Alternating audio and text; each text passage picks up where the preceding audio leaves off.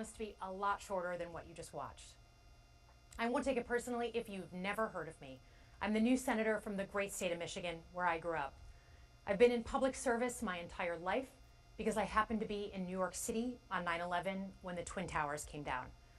Before the smoke cleared, I knew I wanted to make a life in national security. I was recruited by the CIA and did 3 tours in Iraq alongside the military. In between, I worked at the White House under President Bush and President Obama, 2 very different leaders who both believed that America is exceptional. You can find that same sense of patriotism here in Wyandotte, Michigan, where I'm speaking from tonight. It's a working class town just south of Detroit. President Trump and I both won here in November. It might not seem like it, but plenty of places like this still exist across the United States. Places where people believe that if you work hard and play by the rules, you should do well and your kids should do better. It reminds me of how I grew up.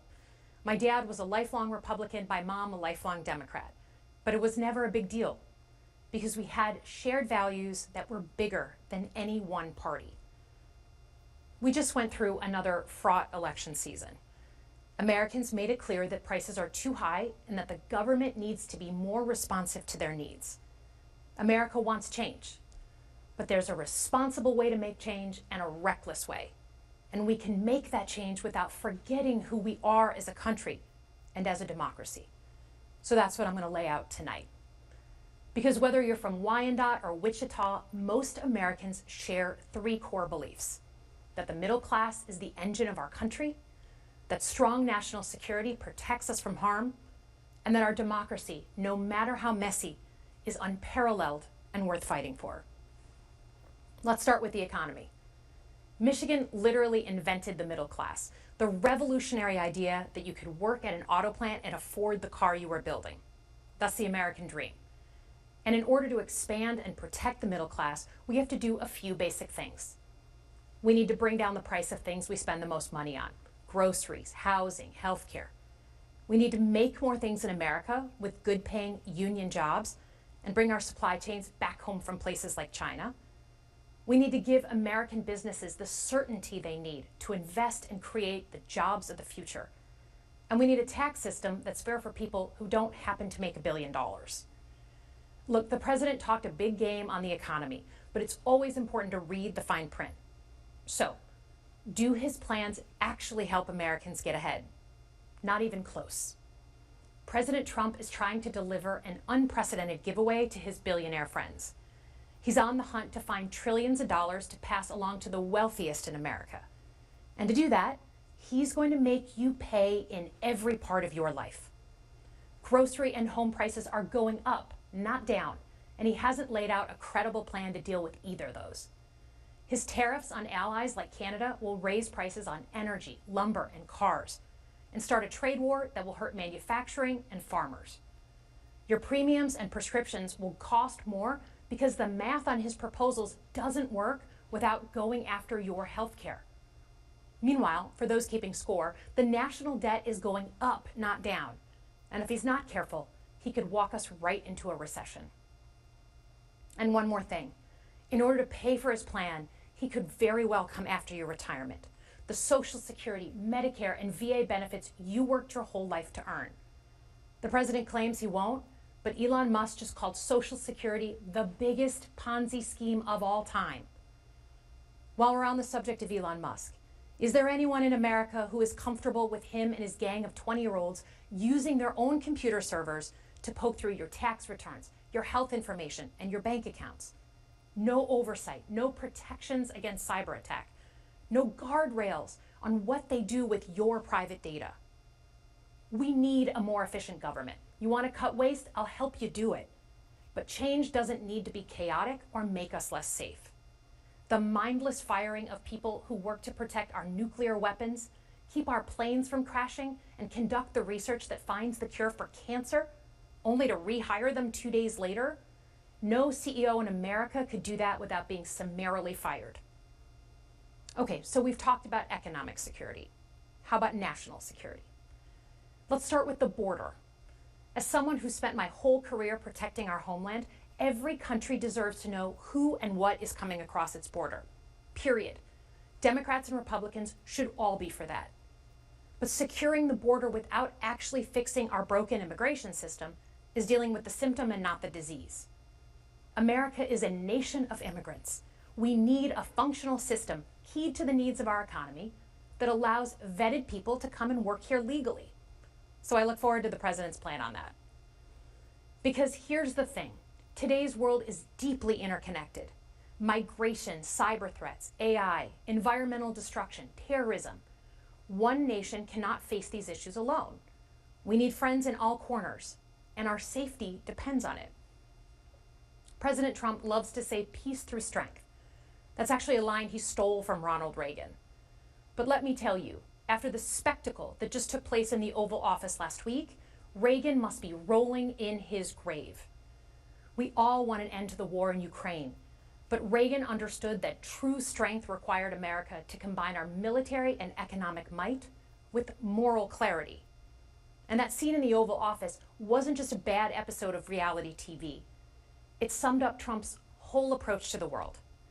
He believes in cozying up to dictators like Vladimir Putin and kicking our friends like the Canadians in the teeth. He sees American leadership as merely a series of real estate transactions. As a Cold War kid, I'm thankful it was Reagan and not Trump in office in the 1980s. Trump would have lost us the Cold War. Donald Trump's actions suggest that in his heart, he doesn't believe we're an exceptional nation. He clearly doesn't think we should lead the world. Look, America is not perfect, but I stand with the majority of Americans who believe we are still exceptional, unparalleled. And I would rather have American leadership over Chinese or Russian leadership any day of the week. Because for generations, America has offered something better. Our security and our prosperity, yes, but our democracy, our very system of government, has been the aspiration of the world. And right now, it's at risk. It's at risk when the president decides you can pick and choose what rules you want to follow, when he ignores court orders and the Constitution itself, or when elected leaders stand by and just let it happen.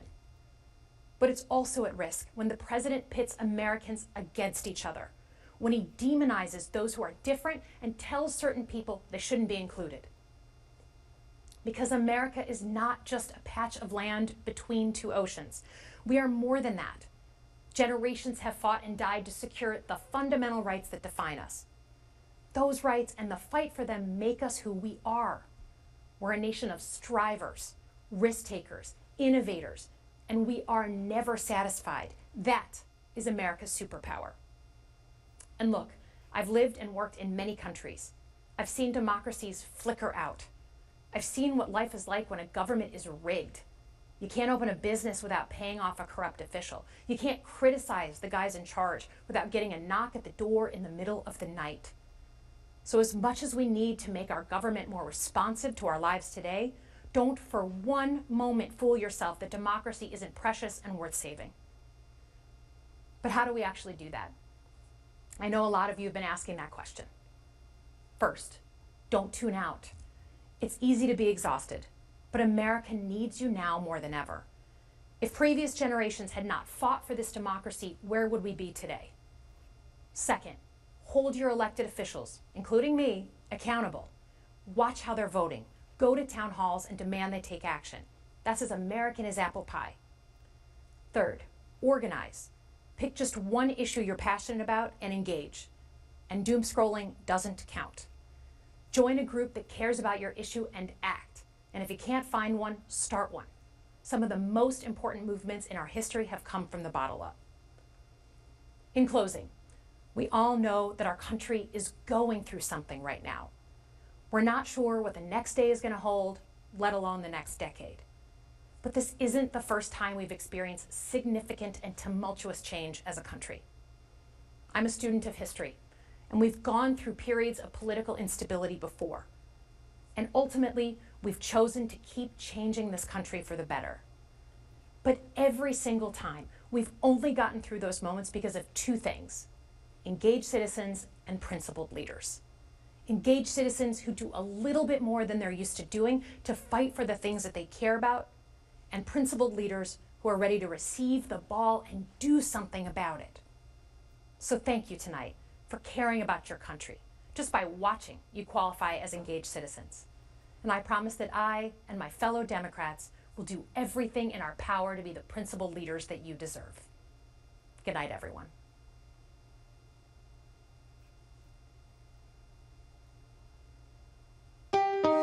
I'm John Paul. Thanks for watching. Here's another video for you to watch. Also, please take a moment to subscribe to our channel.